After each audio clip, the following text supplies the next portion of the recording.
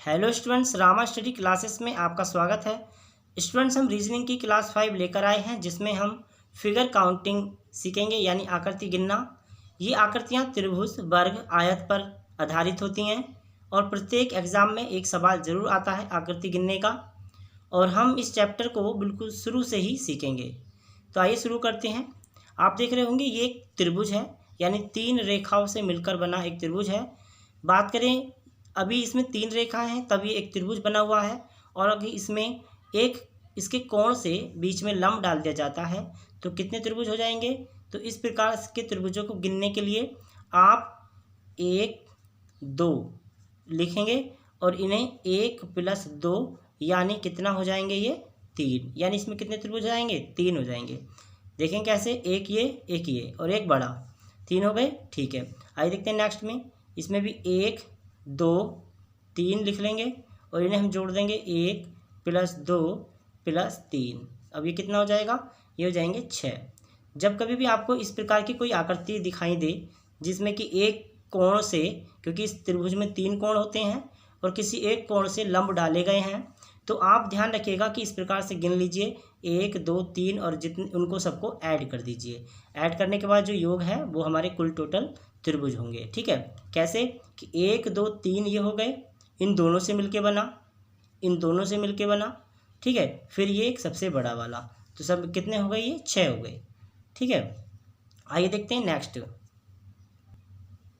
इस पॉइंट में देखिए, ये एक त्रिभुज है, इसमें एक ही कोण से कितने लंब डाले गए हैं, 1, 2, 3, 4। यानी यहाँ से हम लिखेंगे 1, 2, 3, 4 और 5। अब इन सबको हम ऐड कर देंगे, 1, 2 + 3 + 4 + 5।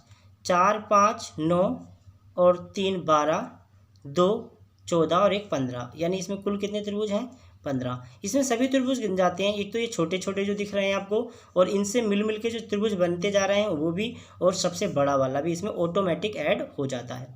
आइए देखते हैं इसमें भी 1, 2, 3, 4, 5 और 6। ठीक है, आपने लिख लिया 6। अब आपने जब जोड़ेंगे आप 1, 2, 3, 4, 5, 6 को, तो ये कितना हो जाएगा, ये हो जाएगा 21। ठीक है, सेम अब इसे हमने देखा कि इस त्रिभुज को क्या किया गया है, दूसरा जो लंब डाला गया वो किसी भी कोण से नहीं डाला गया। ठीक है, बिल्कुल आधा किया, तो ये भी 1, 2, 3, 4, 5, 6, यानी ये भी कितना हो जाएगा, 21 हो जाएगा। सही है, 6, 5, 11, 4, 15, 3, 18, 2, 20 और 1, 21। अब 21 ये तो हम इन्हें ऐड कर लेंगे, 21 और 21 कितना हो जाएगा, यानी 42 हो जाएंगे इसमें त्रिभुजों की संख्या। कुल संख्या कितनी हो जाएगी त्रिभुजों की, यानी 42 हो जाएगी। आइए देखते हैं इस सवाल में क्या दर्शाया गया है कि एक त्रिभुज दे रखा है ये, और इसमें इससे यहाँ से कर्ण लंब डले हुए हैं। तो इसमें ध्यान रखिए 1, 2, 3, तो 3 यानी 3 है तो उन्हें जोड़ेंगे तो 3 पे कितना आ जाता था, 3 पे आ जाता है हमारा 6। यानी 1, 2, 3, तो यहाँ पर 6 होंगे, 1, 2, 3 करके जोड़ेंगे। फिर आप मान लीजिए आपने इसे आधा इधर ढक लीजिए, या आप ऊपर वाला देखिए, तो इसमें भी 1, 2 और 3 बनेंगे, तो कितने हो जाएंगे, ये भी 6 हो जाएंगे। ठीक है, अब यहाँ से लंब डाला गया उधर, तो आप देखिए आपने ये ऊपर वाले तो गिन लिए, ये पॉइंट गिन लिया होगा, तो ये कितने हो गए, 6। और हमने ये सबसे बड़े वाले गिन लिए, ये कितने हो गए, 6। अब हमने यहाँ से जो लंब डाला तो उसके बाद ये जो बन रहे हैं ये, ठीक है, ये बन रहा है कि नहीं, तो एक ये हो जाएगा, उसके बाद यहाँ से आइए दूसरा ये हो जाएगा। ठीक है, और यहाँ से आइए और तीसरा ये हो जाएगा। यानी 6 और 6 12, 12 + 3 कितना हो जाएगा, यानी 12 + 3 कर देंगे, 12 + 3 तो हो जाएगा हमारे पास 15। इसमें कितने हैं, 15 त्रिभुज हैं। आइए देखते हैं, आइए देखेंगे वर्गों में त्रिभुज को कैसे गिने। अब ये एक वर्ग है, इसमें कोई भी त्रिभुज नहीं है, केवल ये वर्ग है। यदि हम इसके विकर्णों को मिला दें, इसके इस वाले विकर्ण से इस विकर्ण को अगर मिला देंगे तो कितने त्रिभुज हो जाएंगे, 1, 2। तो इसमें कुल त्रिभुज कितने हैं, 2 त्रिभुज हैं। ठीक है, बात करें इसमें, तो इसमें एक विकर्ण ये है, एक विकर्ण ये है, और एक विकर्ण ये है, और एक विकर्ण ये है, यानी सारे विकर्ण जो हैं वो आपस में मिला दिए गए हैं। इस कंडीशन में आप गिनेंगे 1, 2, 3, 4। जो सबसे बड़ा डिजिट है उसे हम गुणा कर देंगे 2 से, 2 से गुणा कर देंगे कितना हो जाएगा, 8 हो जाएगा। सही है, 2 से इसलिए करते हैं क्योंकि ये वर्ग होता है, स्क्वायर होती है, तो स्क्वायर मान लीजिए स्क्वायर को हम सबसे बड़े डिजिट से गुणा कर देते हैं और हमें संख्या मिल जाती है कुल त्रिभुज की। अब गिनने की बात करें तो 1 2 3 4 तो ये छोटे छोटे हो गए। फिर उसके बाद हमने देखा इन दो के मिलने से जो बना है, एक ये, इन दो के मिलने से दूसरा ये, इन दो के मिलने से ये और इन दो के मिलने से ये, तो 4 तो अंदर हैं और 4 बड़े बड़े हो गए, तो 8 हो गए कि नहीं। आइए देखते हैं नेक्स्ट, इसे भी इस प्रकार से करेंगे 1 2 3 4 5 6। तो सबसे बड़ा डिजिट जो है 6, उसे हम कितने से गुणा कर देते हैं, 2 से कर देते हैं, अगर वो वर्ग में है तो 6 दूनी 12 त्रिभुज हो जाएंगे। ठीक है, आइए देखते हैं नेक्स्ट। इसमें देखिए ये वर्ग में सारे विकर्ण मैच किए हुए हैं, तो हम क्या करेंगे इसमें 1 2 3 4 5 6 7 8, सही है। तो सबसे बड़ा जो हमारा डिजिट है 8, हम उसे गुणा कर देंगे 8 को कितने से, 2 से गुणा करेंगे तो कितना हो जाएगा, 8 दूनी 16, इसमें कितने हो गए 16। अब इसमें देख लीजिए 1 2 3 4 5, अगर हमने देखा भी इसमें गुणा अगर हम गिने कि 1 2 3 4 5, तो 5 दूनी 10 हो जाएगा। लेकिन अब जरा देखिए 1 2, अगर इसी पॉइंट को हम गिने 1 2 3 4, तो 4 तो ये हो गए और इनसे बनेंगे 8 और 2 ये होंगे इसमें बने हुए। तो आप नॉर्मल सी बात है, इसमें ध्यान रखना आपको बस विकर्ण जो होने चाहिए वो मैच होने चाहिए। उसके बाद इसमें रेखा कम की गई है नहीं की गई है वो ध्यान में रखिएगा, बस इसमें विकर्ण सारे विकर्ण घिरे हुए होने चाहिए। ठीक है, तो अब इसमें सबसे बड़ा डिजिट है 5 और 2 से गुणा करेंगे कितना आ जाएगा, 5 दूनी 10, सही है। जैसे कि आप गिन लीजिए 1 2 3 4, तो 4 तो ये हो गए और इन चारों से मिलके बनेंगे 4 और 8 और 2 हैं इसके अंदर बने हुए। ठीक है, 10 हो गए नहीं। आइए देखते हैं नेक्स्ट क्वेश्चन इसी का। जैसे कि अब हमने क्या करा, 2 को जोड़ दिया गया। अब इसमें जोड़ा कि हमने देखा कि इसमें 1 2 3 4, तो 4 से कितने हो जाते हैं, 4 दूनी 8, तो 8 इसमें है। इसमें भी कितने हैं, 1 2 3 4, 4 दूनी 8 इसमें है। अब हमने क्या, इन दोनों को जोड़ा गया, तो इसे जोड़ के ये जो बन रहा है बड़ा त्रिभुज, ठीक है, ये जो त्रिभुज बन रहा है, तो यहाँ पर जो बन रहा है एक वहाँ पर बन रहा है, एक इधर से बन रहा है यहाँ, तो ये कितने बन रहे हैं, 2, तो प्लस 2 और कर देंगे इसमें, तो कितने हो जाएंगे, 8 दूनी 16 और 2 18, इसका राइट आंसर हो जाएगा। नेक्स्ट देख लीजिए, अब इसमें 3 बॉक्स जोड़ दिए गए हैं, 1 2 3। हमें पता है कि अगर इसमें 1 2 3 4 त्रिभुज छोटे हैं तो हम उन 4 को गुणा कर देते हैं 2 से, तो 8 हो जाता है। 8 इसमें होंगे तो 8 इसमें होंगे और 8 इसमें होंगे। जब इन्हें अब जोड़ा गया है 2 2 को, तो 2 यहाँ पर पेज, एक पेज यहाँ पर लगा, एक ये, तो 2 ये तैयार हो गए, एक यहाँ और एक यहाँ, तो कितने तैयार हो गए, देख गिन लीजिए 1 2 3 4, तो 4 त्रिभुज और 8 दूनी 16, 8 या 24, तो अब 24 में कितना और जोड़ देंगे 4, तो कितना हो जाएगा 28 हो जाएंगे। सही है, देखो 8 ये 16, 16 और 8 24 और 24 और ये 4 बड़े वाले जोड़ने से तो कितने हो जाएंगे 28 हो जाएंगे। नेक्स्ट देख लीजिए, नेक्स्ट सवाल में देखो अभी 3 बॉक्स को इस प्रकार से रखा गया, तीनों को एक साथ नहीं है, बस एक यहाँ से गायब कर दिया गया है, 3 है ये। तो अब देख लीजिए इन चारों, अगर बात करें 1 1 2 3, तो 3 पे यानी 8 होता है एक में, तो 8 या 24, 24 तो वो हो गए। ठीक है, अब देख लेते हैं इनसे मिलके कितने कितने बन रहे हैं, तो 1 2, इन दोनों से इनके दोनों से मिलके बनेगा ये, और इससे ये बनेगा, 2 बन गया वहाँ पर। फिर उसके बाद यहाँ से आइए 3 और एक इससे 4, तो इसमें आप 4 और जोड़ देंगे, नॉर्मल सी बात है, कितने बन जाएंगे, अब तक 28 हो गए। अब देखेंगे अब इन 2 से मिलके बन रहा था, अब इसमें 3 के मिलने से बनेगा, यानी यहाँ पे आ जाइए सीधे, यानी इन 3 के मिलने से सबसे बड़ा एक जो त्रिभुज बन रहा है ये, आप इसे भी आप काउंट करेंगे जरूर। अब प्लस बंद कर दीजिए, यानी कितना हो जाएगा 29। आइए नेक्स्ट पॉइंट देख लीजिए, एक ये त्रिभुज है, अगर इस त्रिभुज को हम बीच में से हाफ कर देंगे तो कितने त्रिभुज हो जाएंगे, तो ये एक त्रिभुज बड़ा और एक छोटा तैयार हो जा रहा है, यानी 2 त्रिभुज तैयार हो जा रहे हैं। अब हम देख लेते हैं इस त्रिभुज में हमने एक छोटा त्रिभुज अंदर बनाया है, तो 1 2 3 4, 4 त्रिभुज हो गए और एक बड़ा वाला त्रिभुज, तो इसमें हो गए टोटल 5।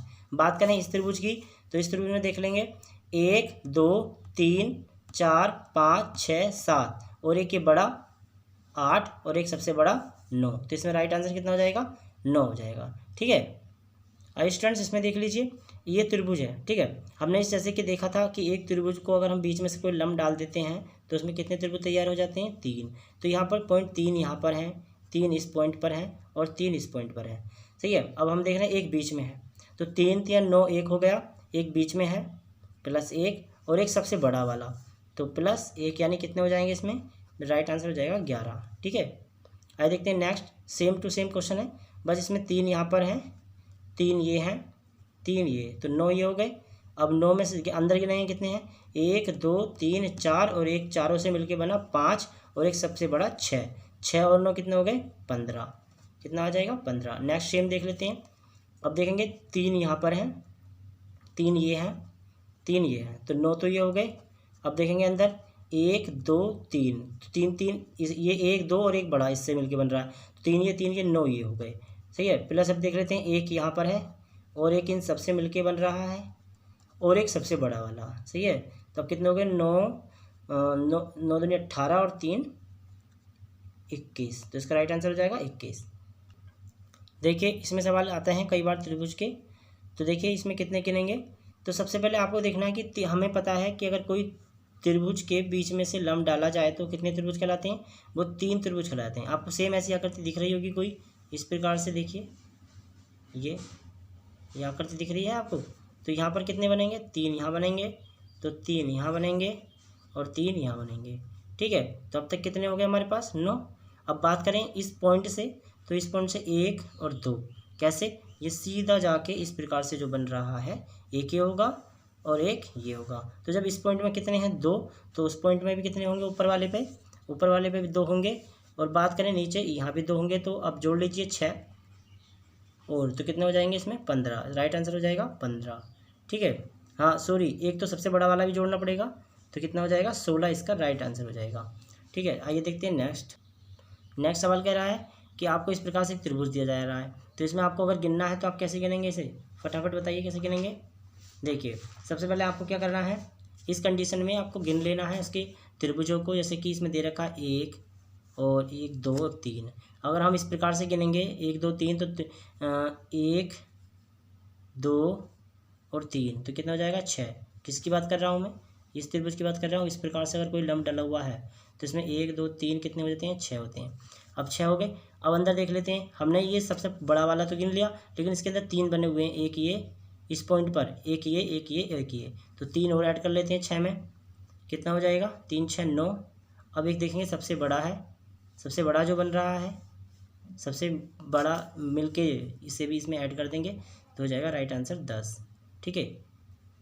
आइए देखिए इसमें के कई बार सवाल आते हैं कि इसमें त्रिभुज पूछे जाते हैं कितने हैं, तो आपको क्या करना है इसमें 1 1 2 3, कितने बेस हैं 3, यहाँ से भी गिन लीजिए 1 2 3 बेस इधर से हैं 1 2 3। आपको ऐसे किसी भी देख लीजिए किस साइड से भी गिनेंगे तो आपको 3 बेस नजर आएंगे, तो ये n यानी कितना हो गया 3 हो गया, ये विषम हो गया, ठीक है। तो अब विषम वाले फॉर्मूले में आप ऐसे लगा सकते हैं, इसमें कई बार पूछा जाता है, एग्जाम में कई बार आया है, ठीक है।